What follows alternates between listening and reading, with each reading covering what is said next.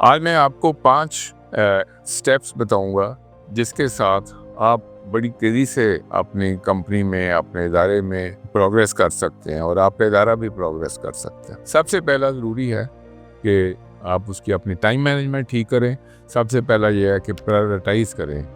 Prioritise का मतलब क्या है कि आप कहें कि कौन से काम अर्जेंटली करने वाले हैं, कौन से इतने अर्जेंट नहीं है, कौन से बहुत काम है और कौन से ऐसे जो टाइम वेस्टर्स हैं। तो पहले लिस्ट बनाएं कि ये काम ज़रूरी करने वाले हैं। फिर वो जो ज़रूरी काम करने वाले हैं उनके लिए टाइम एलोकेट करें। एलोकेट योर टाइम, उसके मुताबिक डिसिप्लिन के साथ वो काम करें अपने, और अपने लिए कोई डेडलाइन लिखें कि ये फ़लाँ काम मैंने फ़लाँ टाइम तक ज़रूरी करना है। अगर आपने डेडलाइन लिख ली तो आपका फिर वो काम जो है ना, आपको पता रहेगा ये इस वक्त ये काम करने वाला है, और कोई फालतू काम, टेलीफोन, ये वो कुछ ना, उसको छोड़ के असली काम करना है।